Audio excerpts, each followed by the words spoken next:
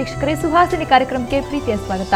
ಭುಜದ ನೋವಿಗೆ ಸಂಬಂಧಪಟ್ಟಂತೆ ಇವತ್ತು ನಾವು ಮಾತಾಡ್ತಾ ಇದ್ವಿ. ಭುಜ ನೋವು ತುಂಬ ಜನರನ್ನ ಕಾಡ್ತಾ ಇರುವಂಥ ಸಾಮಾನ್ಯ ಸಮಸ್ಯೆ ಆಗಿದೆ. ವಿಪರೀತ ನೋವಿರುತ್ತೆ. ತುಂಬ ಕೆಲಸ ಮಾಡೋರಿರ್ಬೋದು ಅಥವಾ ಕೆಲಸ ಮಾಡದೇ ಇರೋರ್ಗೂ ಕೂಡ ಭುಜ ನೋವು ಕಾಣಿಸ್ಕೊಳುತ್ತೆ. ಭುಜ ನೋವು ಯಾಕೆ ಬರುತ್ತೆ, ಇದಕ್ಕೆ ಪರಿಹಾರ ತಿಳ್ಕೊಳ್ಳೋಣ ಇವತ್ತಿನ ಸುಹಾಸಿನಿಯಲ್ಲಿ. ಮತ್ತೊಮ್ಮೆ ಕಾರ್ಯಕ್ರಮಕ್ಕೆ ಸ್ವಾಗತ. ನಾನು ನಿಮ್ಮ ಗೆಳತಿ ಸಬಿತಾ.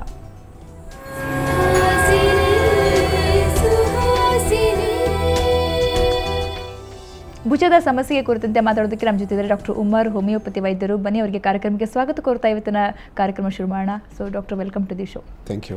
ಸೊ ಮೊದಲೇದಾಗಿ ಭುಜದ ನೋವು ಅಂದರೆ ಭುಜ ನೋವು ಯಾಕೆ ಬರುತ್ತೆ ಅನ್ನೋದು ಕೂಡ ಮುಖ್ಯ ಕಾರಣ ಆಗಿದೆ.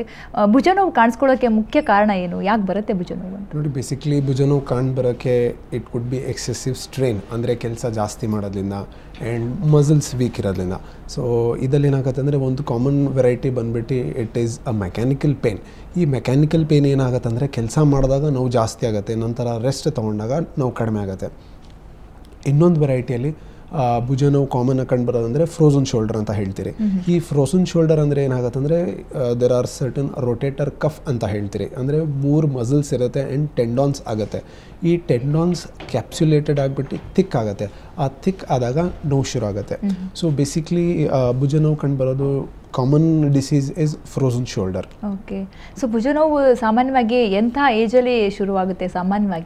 ಸಾಮಾನ್ಯವಾಗಿ ಏನಾದರೂ ಕಾಯಿಲೆ ಇದ್ದರೆ, ನಾನು ಹೇಳ್ತಿದ್ದಂಗೆ ಫ್ರೋಝನ್ ಶೋಲ್ಡರ್ ಅಂತ ನಾನೇನು ಹೇಳ್ತಿದ್ದೀನಿ, ಅದು ಇದ್ದರೆ ಜನರಲಿ ಅರೌಂಡ್ 45 ಇಯರ್ಸ್ ಆದರೆ ಶುರು ಆಗುತ್ತೆ. ವೆರಾಸ್ ಇದು ನಾನು ಹೇಳ್ತಿದ್ದೆ ಮೆಕ್ಯಾನಿಕಲ್ ಪೇನ್, ಅಂದರೆ ಕೆಲಸ ಮಾಡಿದ್ರೆ ಜಾಸ್ತಿ ಆಗೋದು, ಇದು 20 ಇಯರ್ಸ್ 25 ಇಯರ್ಸ್ ಜನರಲಿ ಸಾಫ್ಟ್ವೇರ್ ಇಂಜಿನಿಯರ್ಸಲ್ಲಿ ಇದು ಹೆಚ್ಚಾಗಿ ಕಂಡು ಬರುತ್ತೆ. ತುಂಬ ಹೊತ್ತು ಸಿಸ್ಟಮ್ ಮುಂದೆ ಕೂತ್ಕೊಂಡು ಕೆಲಸ ಮಾಡ್ತಾರೆ, ಅದರಲ್ಲಿಂದ ಹೆಚ್ಚಾಗಿ ಕಂಡು ಬರುತ್ತೆ. ಸೊ ಬೇಸಿಕ್ಲಿ ದಿ ಮಸಲ್ಸ್ ಏನಾಗುತ್ತೆ ಅಂದರೆ ದಿ ವೀಕ್ ಆಗುತ್ತೆ, ಬ್ಲಡ್ ಸರ್ಕ್ಯುಲೇಷನ್ ಕಡಿಮೆ ಇರುತ್ತೆ. Because of that a kind of a pain, catching pain ಇರುತ್ತೆ. ರೆಸ್ಟ್ ತೊಗೊಂಡ ನಂತರ ಕಡಿಮೆ ಆಗುತ್ತೆ.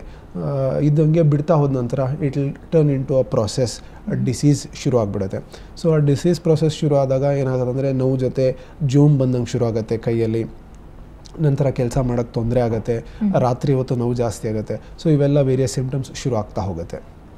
ಸೊ ಭುಜ ನೋವು ಹೇಳಿದ್ರೆ ಕಂಟಿನ್ಯೂಸ್ ಆಗಿ ಕೂತ್ಕೊಂಡು ಕೆಲಸ ಮಾಡೋರಲ್ಲಿ ಕಂಡು ಬರುತ್ತೆ ಅಂತ. ಸೊ ತುಂಬ ಜನ ಶ್ರಮದಾಯಕ ಕೆಲಸ ಮಾಡ್ತಿರ್ತಾರೆ, ಭಾರ ಎತ್ಕೊಳ್ತಾ ಇರೋದು ಕಂಟಿನ್ಯೂಸ್ ಆಗಿ, ಅಂಥವ್ರಿಗೂ ಕೂಡ ಕಾಣಿಸ್ಕೊಳ್ತಾ ಹೇಗೆ? ಡೆಫಿನೆಟ್ಲಿ. ಇದೇನಾಗುತ್ತೆ ಅಂದರೆ ನಾನು ಹೇಳ್ತಿದ್ದಂಗೆ ಮಸ್ಕ್ಯುಲೇಚರ್ ವೀಕ್ ಇದ್ದ ನಂತರ ಶೋಲ್ಡರ್ ಪೇನ್ ಶುರು ಆಗುತ್ತೆ, ನೆಕ್ ಪೇನ್ ಶುರು ಆಗುತ್ತೆ ಕೂತ್ಕೊಂಡು ಕೆಲಸ ಮಾಡೋದು. ಆರ್ ಇಟ್ ಕುಡ್ ಬಿ ನೀವು ಹೇಳ್ತಿದ್ದಂಗೆ ತುಂಬ ಶ್ರಮ ಮಾಡಿ ಕೆಲಸ ಮಾಡ್ತಿದ್ದಾರೆ, ಅವ್ರಿಗೆಲ್ಲೂ ಶುರು ಆಗುತ್ತೆ.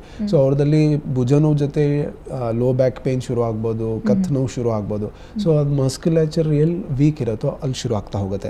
ಆ್ಯಂಡ್ ಬೇಸಿಕ್ಲಿ ಏನಾಗುತ್ತೆ ಅಂದರೆ ಲ್ಯಾಕ್ ಆಫ್ ಎಕ್ಸಸೈಸ್ ಮಾಡೋದಿಲ್ಲ, ಅದರಿಂದ ಇವೆಲ್ಲ ಶುರು ಆಗುತ್ತೆ. So it is in general ನಾವು ಎಕ್ಸಸೈಸ್ ಮಾಡಿ ಹೆಲ್ತಿ ಡಯಟ್ ತೊಗೊಂಡ್ರೆ ಪೇನ್ಸ್ ಏನು ಬರೋದಿಲ್ಲ. ಸೊ ಇದು ನಾವೇನು ಮಾಡ್ತೀರಿ, ಇವತ್ತು ಒಂದಿನ ಏನೋ ಕಂಡು ಬಂದಿದೆ ಅಂತ ಅಂದ್ಕೊಂಡ್ಬಿಟ್ಟು ನೆಗ್ಲೆಕ್ಟ್ ಮಾಡ್ತಾ ಹೋಗ್ತೀರಿ.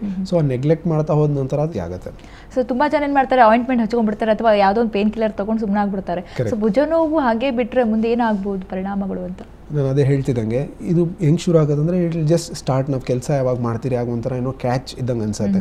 ಸೊ ಅದನ್ನು ನಾವು ಬಿಟ್ಬಿಟ್ರೆ, ಇಲ್ಲ ಆಯಿಂಟ್ಮೆಂಟ್ ಹಚ್ಚಿ, ಇಲ್ಲ ಏನೋ ಪೇನ್ ಕಿಲ್ಲರ್ ತೊಗೊಂಡ್ರೆ, if it is only a musculature pain, ಅಂದರೆ ಮಸಲ್ಸಲ್ಲಿ ಮಾತ್ರ ನೋವಿದೆ ಅಂದರೆ ಇದು ಆಯಿಂಟ್ಮೆಂಟ್ ಹಚ್ಚೋದ್ರಿಂದ ಇಲ್ಲ ಟ್ಯಾಬ್ಲೆಟ್ ಪೇನ್ ಕಿಲ್ಲರ್ ತೊಗೊಂಡ್ರಿಂದ ಆ ಕ್ಷಣಕ್ಕೆ ಕಡಿಮೆ ಆಗುತ್ತೆ.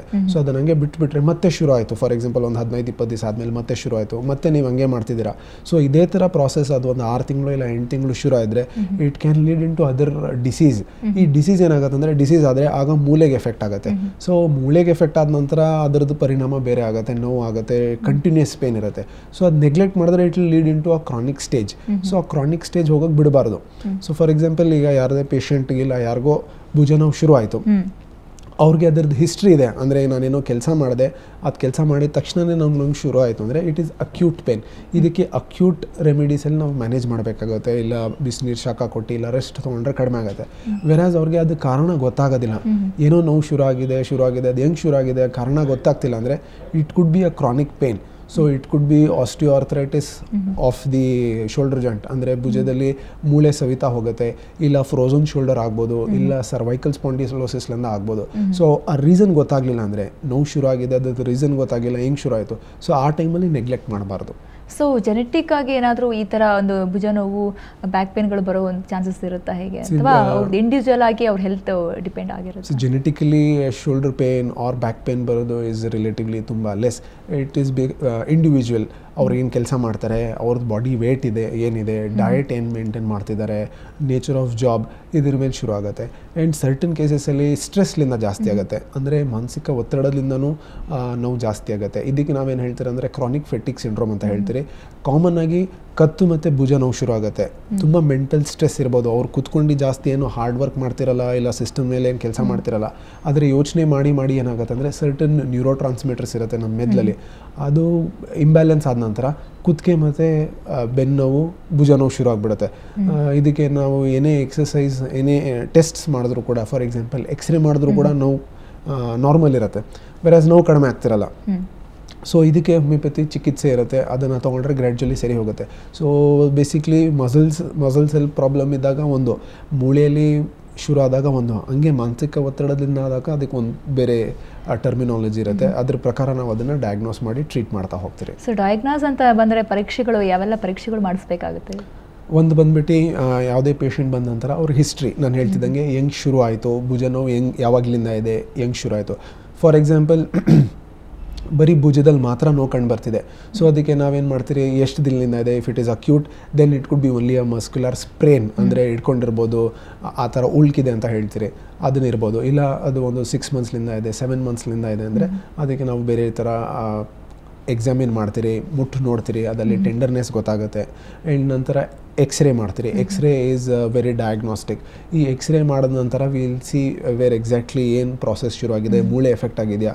ಎಕ್ಸ್ರೇ ನಾರ್ಮಲ್ ಇತ್ತು ಆದರೂ ಕೂಡ ನೋವು ಇದ್ದರೆ it is a muscular pathology, it could be frozen shoulder or chronic fatigue syndrome ಅಂತ ನಾವು ಡಯಾಗ್ನೋಸ್ ಮಾಡ್ತೀರಿ.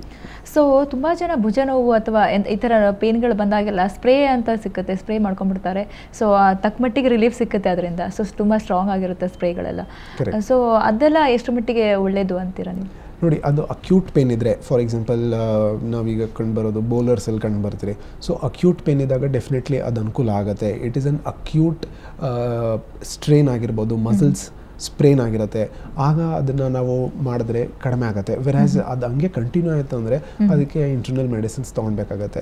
ನಾನು ಅದೇ ಹೇಳ್ತಿರೋದು, ದೇರ್ ಆರ್ 2 ಟೈಪ್ಸ್ ಬೇಸಿಕ್ಲಿ, ಒಂದು ಅಕ್ಯೂಟ್ ಆ್ಯಂಡ್ ಕ್ರಾನಿಕ್. ಅಕ್ಯೂಟ್ ಅಂದರೆ ಸಡನ್ ಆನ್ಸೆಟ್, ನಾವೇನೋ ಮಾಡಿದ್ರಿ ಅದ್ರದ್ದು ರೀಸನ್ ಗೊತ್ತಾಯಿತು, ಈಗ ಮಲ್ಕೊಂಡಿದ್ದ ತಕ್ಷಣ ಏನೋ ನೋವು ಶುರು ಆಯಿತು, so it is acute and reason ಗೊತ್ತಿದೆ. ಸೊ ಇದಕ್ಕೆ ನಾವು ಹೋಮ್ಲಿ ರೆಮಿಡೀಸ್ ಅವ್ರ ಈ ಥರ ಸ್ಪ್ರೇನಾದರೂ ಮಾಡಿದ್ರೆ ಕಡಿಮೆ ಆಗುತ್ತೆ. ಅದನ್ನು ಅದೇ ಕ್ರಾನಿಕ್ ಇದ್ದರೆ, for example it is more than 6 months to 1 year, ಇಲ್ಲ ಜಾಸ್ತಿ ಇದೆ, ಅದ್ರದ್ದು ರೀಸನ್ ಗೊತ್ತಾಗ್ತಿಲ್ಲ, ಸೊ ಅದಕ್ಕೆ ನಾವು ಬೇರೆ ಥರ ಈ ಆಯಿಂಟ್ಮೆಂಟು ರಬ್ ಅಂಥದ್ದು ಎಫೆಕ್ಟಿವ್ ಇರೋದಿಲ್ಲ. ಸೊ ಅದಕ್ಕೆ will have to go in for internal medicines. ಅದನ್ನು ಮಾಡಿದ್ರೆ ಗ್ರ್ಯಾಜುವಲಿನ ರೆಕ್ಟಿಫೈ ಆಗೋದು. ಓಕೆ, ನಿಮ್ಮ ಜೊತೆ ಮಾತಾಡ್ತೀನಿ. ಸೊ ಈಗ ಚಿಕ್ಕದೊಂದು ಬ್ರೇಕ್.